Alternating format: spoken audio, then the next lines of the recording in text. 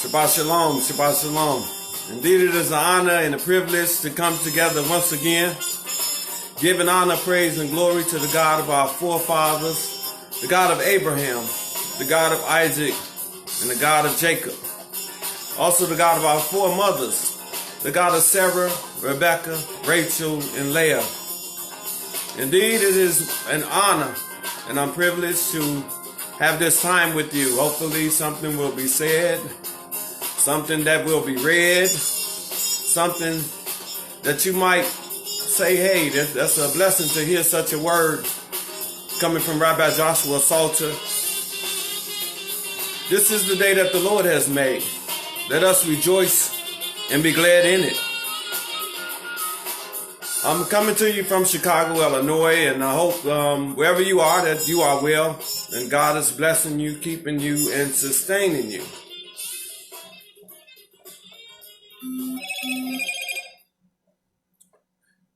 Today's portion can be found in the book of Numbers, the book of Numbers. So we will conclude the book of Numbers on this Sabbath. So we have a double portion that comes to us at the end of the book of Numbers. These portions are called Mattot and Massey. Mattot and Massey. So Mattot means tribes and Massey means journeys. Journeys and tribes. So I want to take opportunity to thank everyone who had wished me a happy birthday on this Thursday that just passed. So it's not a small thing to make it to the age of 53. The age of 53. And if you add 5 plus 3, you'll get the number 8. 8 is a number of newness.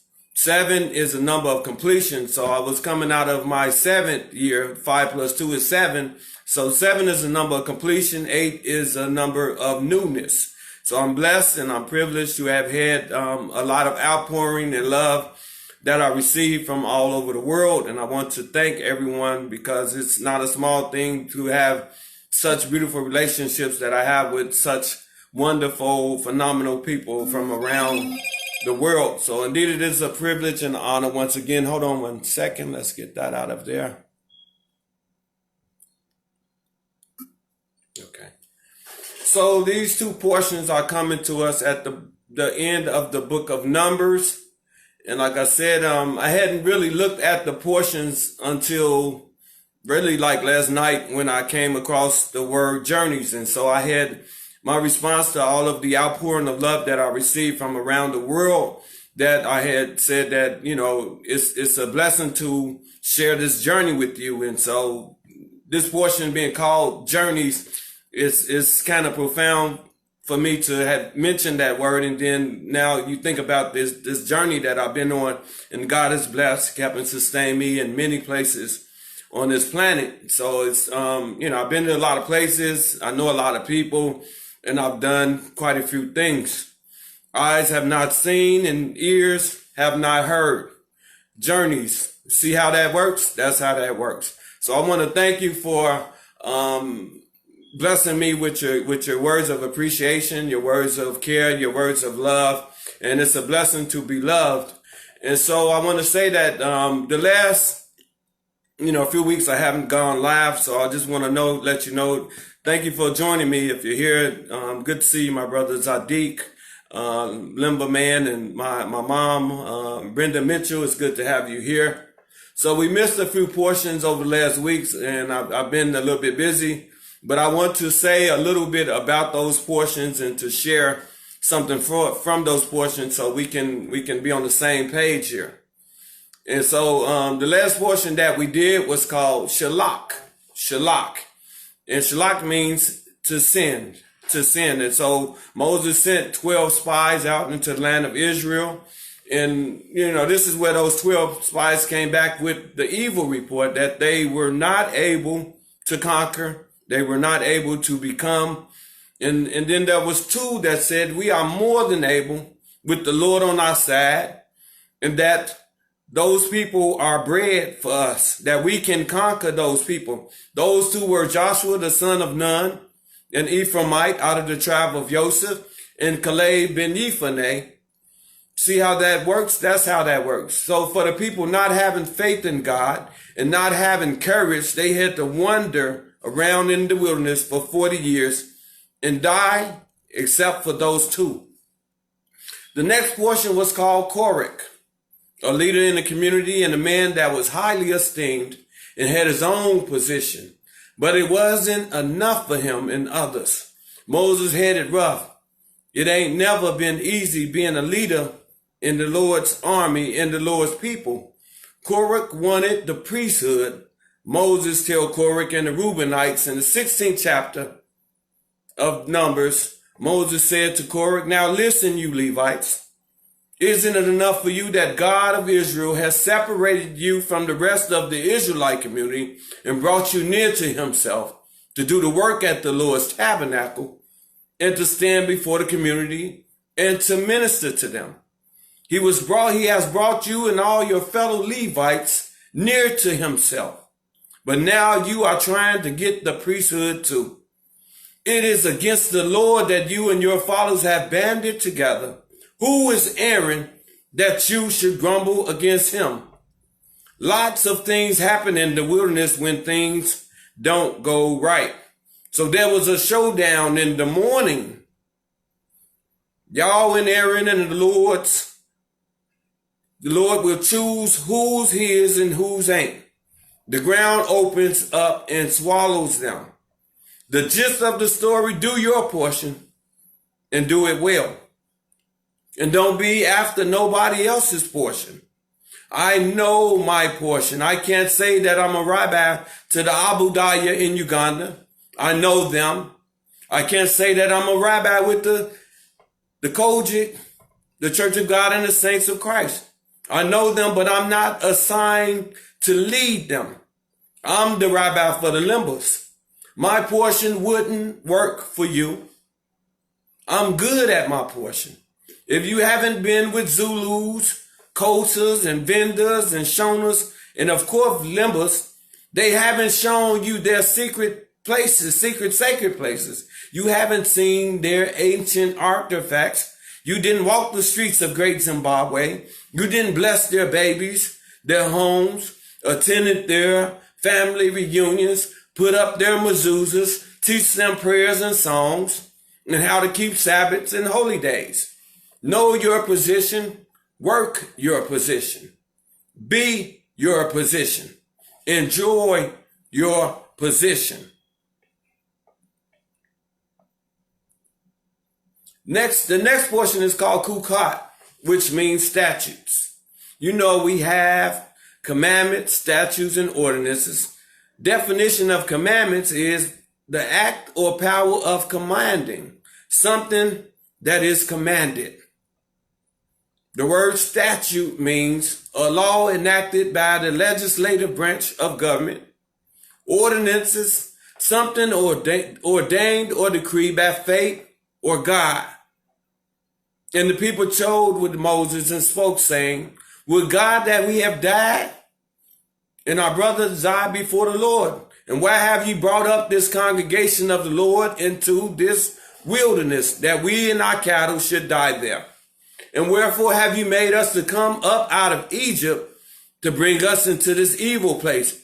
It is no place of seed, or of figs, or of vines, or of pomegranates. Neither is there any water to drink in this wilderness. And Moses and Aaron went from the presence of the assembly unto the door of the tabernacle of the congregation, and they fell upon their faces, and the glory of the Lord appeared unto them. And the Lord spoke unto Moses, saying, take the rod and gather thou the assembly together.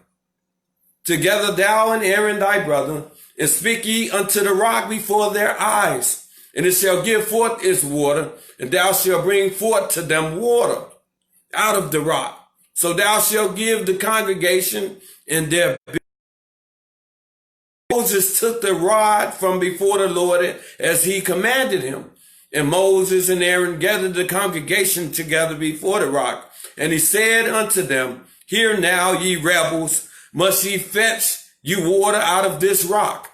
And Moses lifted up his hand, and with his rod he smote the rock twice, and the water came out abundantly, And the congregation drank, and their beasts also. And the Lord spoke unto Moses and Aaron, because ye rebelled, believe me not, to sanctify me in the eyes of the children of Israel. Wherefore ye shall not bring this congregation into the land which I have given them. Aaron the high priest dies and is gathered to his people. Balak is next, who was the king of the Moabites. And he was so afraid of the children of Israel. And there was a man named Balaam that had power with God, but he was a man that they thought could overpower God and bend God to his will against the children of Israel. They soon found out that he could not. He could do only what God allowed him to. Bidden to bless am I, he says. I control nothing. They said, hey, we wanted to lift you up and bring you to higher honor. They took him to 3 places. Maybe from here, you'll be able to curse them and we'll be able to deal with them. Numbers 23 verse 8 says, how shall I curse whom God had not cursed? Or how shall I defy whom the Lord had not defiled? For from of the top of the rocks I see him, and from the hills I beheld him. Lo, the people shall dwell alone, and shall not be reckoned among the nations. Who can count the dust of Jacob and number the 4th part of Israel? Let me die the death of the righteous, and let my last end be like his. So this man who had power with God, but they wanted him to have power over God, which was highly improbable. Because if you just have power with God, then God works with you. You don't really work with God like that. God, you bend your will to God's will. So they took him to another place. And he said this, God is not a man that he should lie, neither the son of man that he should repent. Had he said it, and shall he not do it? Or had he spoken, and he shall not make it good? Behold, I have received commandment to bless, and he had blessed, and I cannot reverse it. Nobody can curse what God has already blessed. He had not beheld iniquity in Jacob, neither hath he seen perverseness in Israel. The Lord his God is with him, and the shout for the king is among them. God brought them out of Egypt. He had, as it were, the strength of a unicorn. Surely there is no enchantment against Jacob, neither is there any divination against Israel. According to this time it shall be said of Jacob and Israel, what had God wrought? Behold, the people shall rise as a great lion, and lift himself up as a young lion. He shall not lie down until he has eaten the prey and drink the blood of the slain. And Balak said unto Balaam, verse 25, neither curse them at all, nor bless them at all. See, sometimes if they can't curse you, they don't want you to bless them. And if God has blessed you already, then it's impossible for something to curse you if he's already blessed you. And Balak said to Balaam, neither curse them. You know what? Don't open up your mouth if you're going to bless them. See, the nation of Israel is blessed. But Balak, told not I thee, saying all that the Lord speaketh, that I must do. And Balak said unto Balaam, come, I pray thee, I will bring thee unto another place. Peradventure it will please God that thou mayest curse me from thence.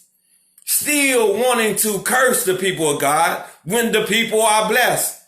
And Balak brought Balaam unto the top of Peor. See, he's taking them to these places where these other gods, they had temples at these places. So when Balak was taking Balaam to these different places, he was hoping that the power of their God would defeat the God of Israel.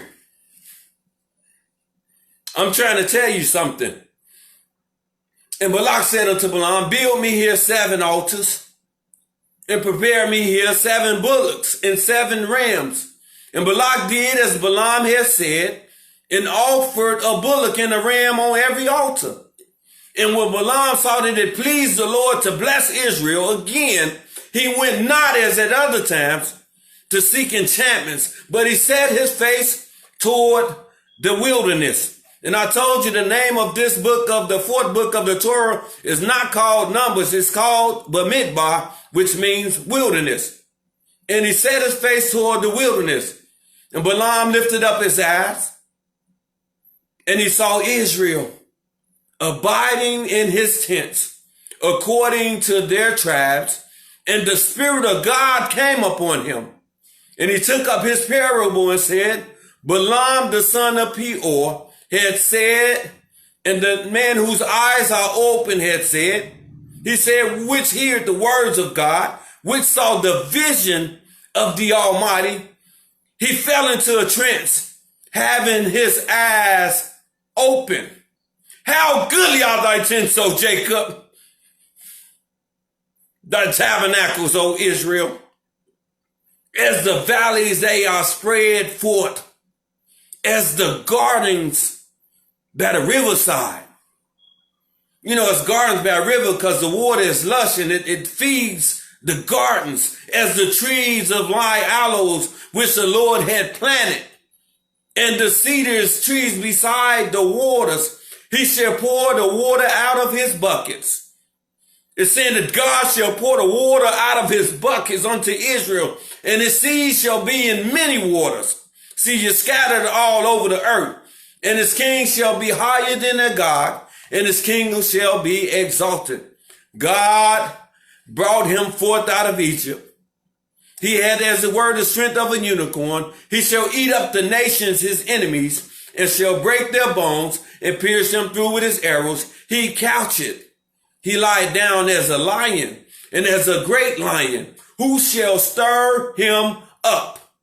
Blessed is he that blesseth thee, and curses is he that curseth thee. And Balak's anger was kindled against Balaam, and he smote his hands together. And Balak said unto Balaam, I called thee to curse mine enemies, and behold, thou altogether hast blessed them these 3 times. Therefore now flee thou to thy place. I thought to promote you to great honor, but lo, the Lord had kept thee back from honor. And Balaam said unto Balak, spake I not also to the messengers which thou sendest unto me? If Balak would give me his house full of silver and gold, I cannot go beyond the commandment of the Lord to do either good nor bad of mine own mind. But what the Lord said, that will I speak. So even people with power that we perceive that they have power to do certain things, they cannot go beyond the word of the Lord. Nobody can go beyond the word of the Lord. Even if we think like, okay, he can do things and maybe he can do things. But if God is for you, who can stand against you? Pinchas is next. The portion of Pinchas. Pinchas was the son of Eleazar, the high priest, who received the covenant of peace because he was zealous for the Lord. The righteous cause. Sometimes in drastic times, you have to take drastic steps. He killed to stop a plague and to get Israel back on track. Scripture in Numbers 25:11 says, and behold, one of the children of Israel came and brought unto his brethren a Midianitish woman in the sight of Moses and in the sight of the congregation of the children of Israel, who were weeping before the door of the tabernacle of the congregation.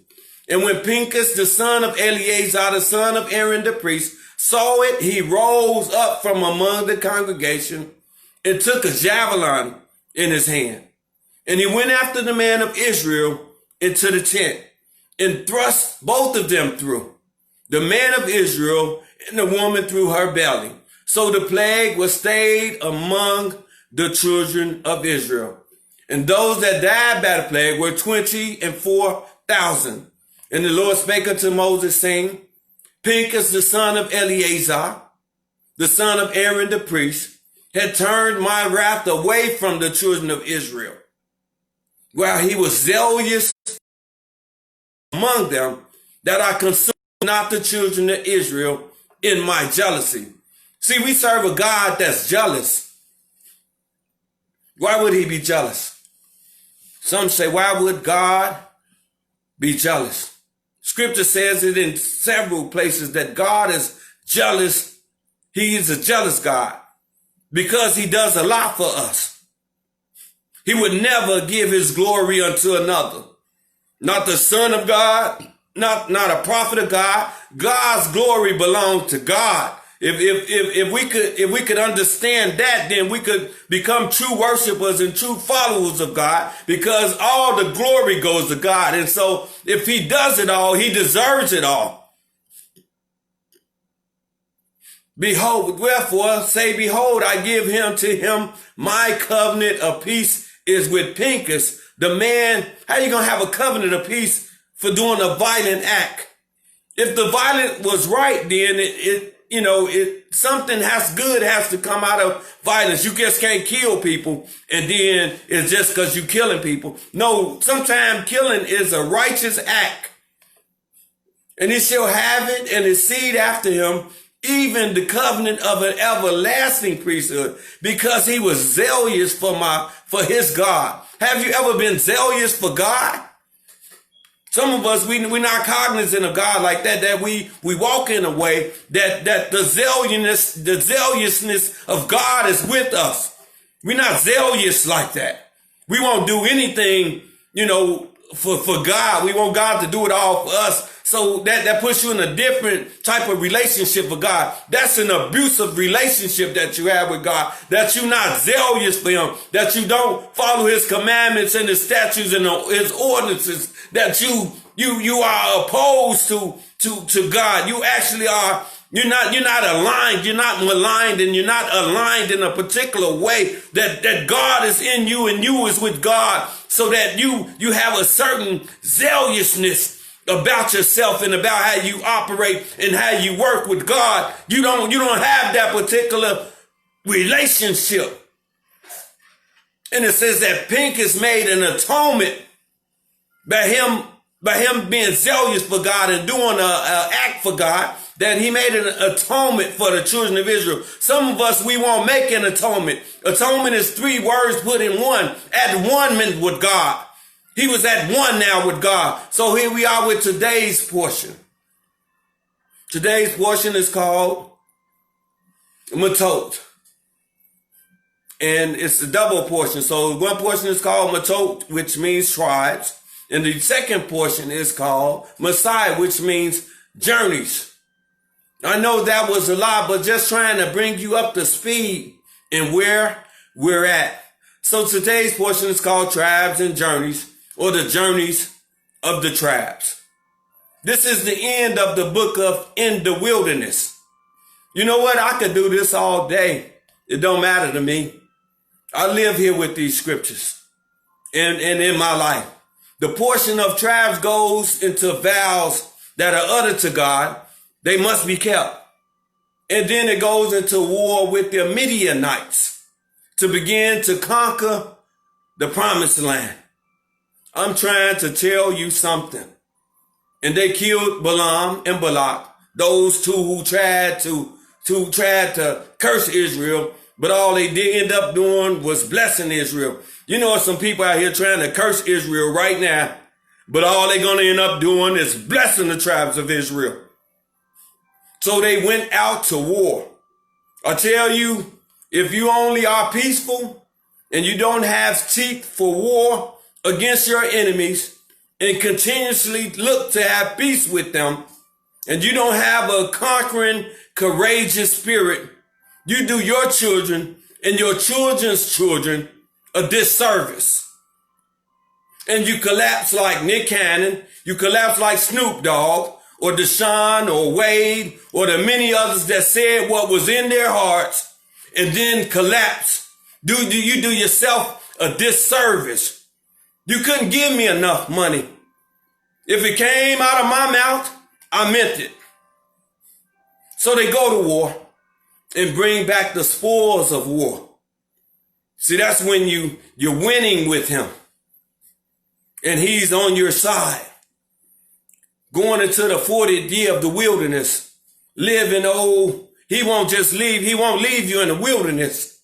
You know, you got to go through a wilderness experience to get to a promised land. But I know you got to go, but let me get this out first. They share and give unto all the people, and then they give the priest his priestly portion. See, that's when you're winning together as a people, all of us getting our fair share of portion. Numbers 31 and 41 says, and Moses gave the tribute, which was the Lord's portion, which was set apart for the Lord, unto Eleazar the priest, as the Lord commanded Moses. Verse 48 says this. See, this is how verse 48 says, this is how you know when you're winning and God is fighting for you and God is on your side. It says this, when the ones that went to war told Moses and the officers which were over thousands of the host and the captains of thousands and captains of hundreds came near unto Moses. And they said unto Moses, thy servants have taken the sum of the men of war, which are under our charge, and there lacketh not one man of us. How do you go to war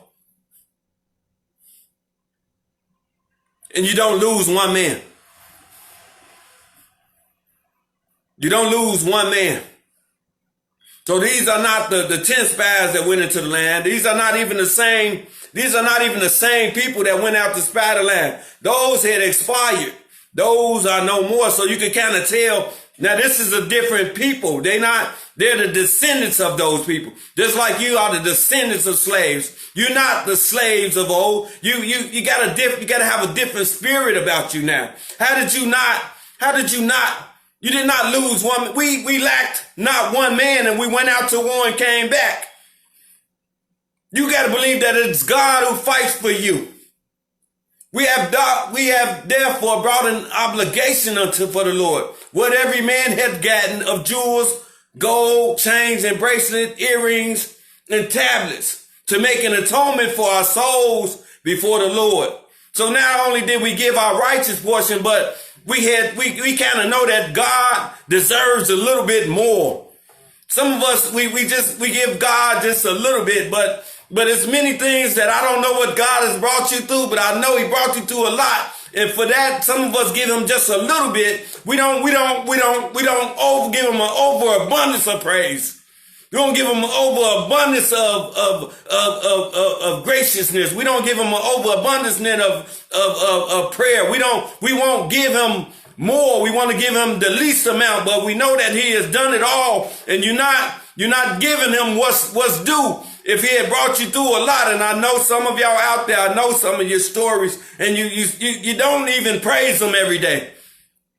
You don't even praise him weekly. Some of us, we don't even bless God for our food. We don't even consider it that it was only that God that brought us through. I could tell you so many stories, so many car accidents and sinking boats and things that I've been through. And when I think about it, how could you not get emotional?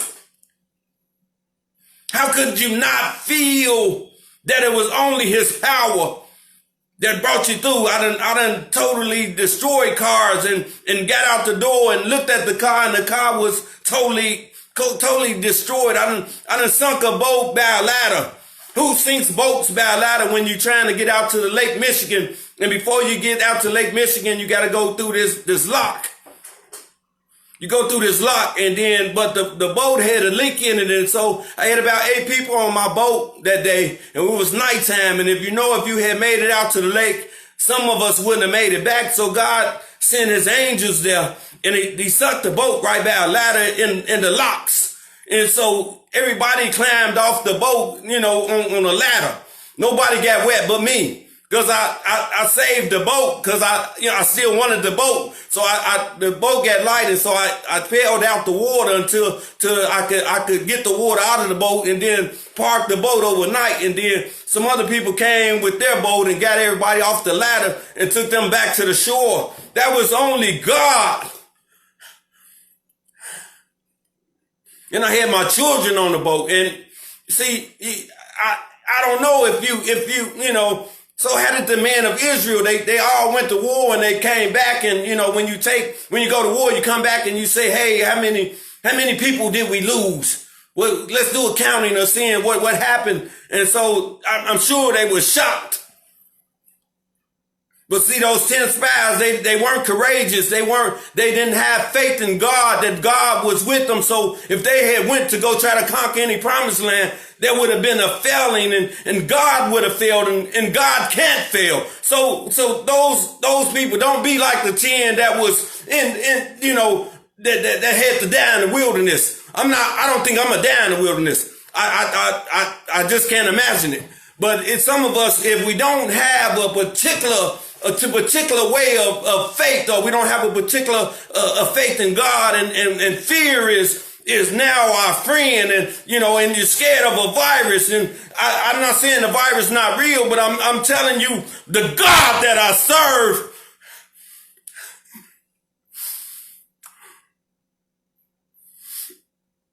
the virus is nothing to God. The virus couldn't have killed Moses. The virus couldn't have killed Joshua. The virus couldn't have killed these children of Israel that God had promised them that they would go into a promised land. The God that I serve, I don't care about Bill Gates. I'm not taking your vaccine. I'm relying on the God that I serve, and I know that if he said he'll do it, he'll do it. If he said if it can be done, then the God that I serve is more powerful. You don't believe it. And so all of them that went out to war came back. That's when you got faith. That is when you have faith. And all the gold of the offering that they offered up to the Lord, of the captains of the thousands and the captains of hundreds, was 16,750 shekels. This is the additional offering that they gave unto the priesthood, and that they gave to the house of the God. For the men of war had taken spoil, every man for himself. If you go to war, there has to be spoils. There has to be spoils. We want to give more because the Lord had been just that good that not one of us has perished. How does that happen? These are not the ones that say we are not able. They weren't cowards. They didn't lack courage. They know whose they were. Some of y'all, man, I wouldn't go to war with you. Not in 40 years. Not for the 400 years. I guess maybe in 4,000 years. Maybe your courage would be built up in enough that much time, then you will be able to do it. But some of y'all just don't know that you are prepared for what is coming. You're not built up that way. We need to get you built up. Chapter 32 says that they had won some of the victories on this side of the Jordan. Not quite in the promised land yet. Something about seeing where you are and the opportunities that exist right there. This land is good for us, says the tribe of Reuben and Gad and the half tribe of Manasseh. This land is good for us, and we have much cattle. So if you conquered some land, don't give that land back to anybody on the way to the promised land. But if you conquer some land in this land, don't give that land back. No, look at that land and assess if this land is good for us. We've already defeated Sihon and Og, king of Bashan. We want to stay here, says the tribe of Reuben and the tribe of Gad. This bothers Moses. because the tribes have to stay together. And in unity, there is strength. Shall your brothers go to war while you sit here with your full portion? Shall your brothers go to war and you sit here with your full portion? See, that's how some of us are. Get our portions and we don't care about our brothers. Now I'm on to something. Became too American-like. I can give a damn about my brothers. Some even say let them struggle. Let them kill each other. Let them stay in poverty. I know what you say. I could have stayed at that bank too. I know how you're thinking. These brothers are not like that. They say we will arm up and we will just leave our stuff here. We will leave our wives and our little ones here and then build up some fortified cities, and we will go with our brothers until everyone gets their rightful portion. Till everyone gets their rightful portion. See, in our American state of minds or wherever we live, we just enter our own portion.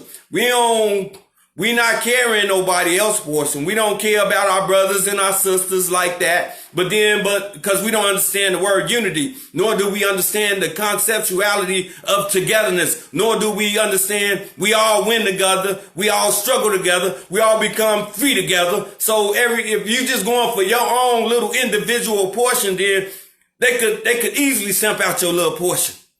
But if we all are working towards a divine destiny of unity, getting our rightful portion, so that we struggle with our brothers, we help our brothers become to a place where they can feel like, okay, now I'm getting my own individual sense of freedom, but in the collective. So concerning them, Moses commanded Eleazar the priest and Joshua the son of Nun and the chief fathers of the tribes of the children of Israel. And Moses said unto them, if the children of Gad and the children of Reuben will pass with you over the Jordan, every man armed to battle before the Lord, and the land shall be subdued before you, then you shall give them the land of Gilead for a possession. But if they will not pass over with you armed, they shall have possessions among you in the land of Canaan. So that even if they still didn't do right, they still would have to incorporate. Now you got to go over the Jordan and still get your portion on that. See, our God he still is working with justice and righteousness. He still, even if they don't fulfill what they said they will do, but they still will get a portion on the other side of Jordan. But they have to come, because if they don't, then this side of the Jordan won't work for them.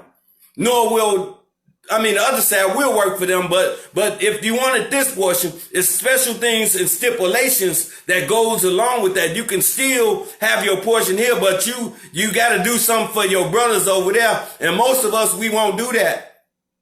And the children of Gad and the children of Israel and children of Reuben answered, saying, as the Lord has said unto thy servants, we will do. We will pass over armed before the Lord unto the land of Canaan, that the possession of our inheritance on this side of Jordan may be ours. So even if you get your own little individual portion, you still have to look at the whole of the matter.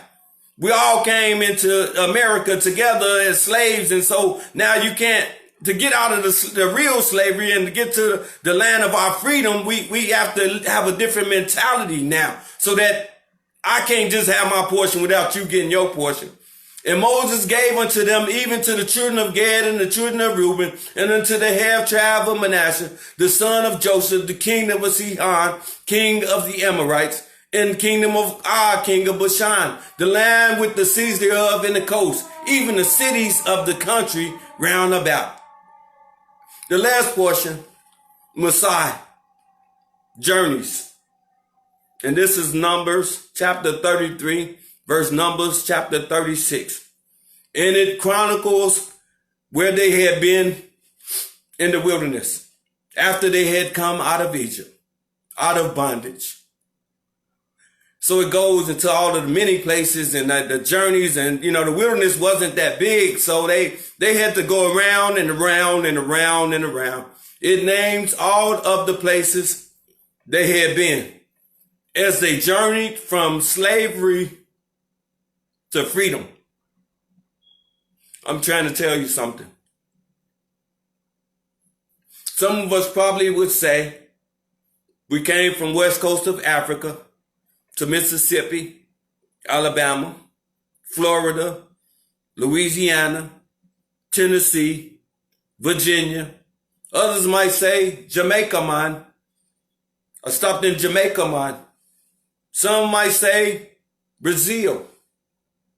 Others might say I was driven to South Africa or Zimbabwe or Ethiopia or Ghana or Uganda or Kenya. Some would say Mexico. I found myself in Mexico.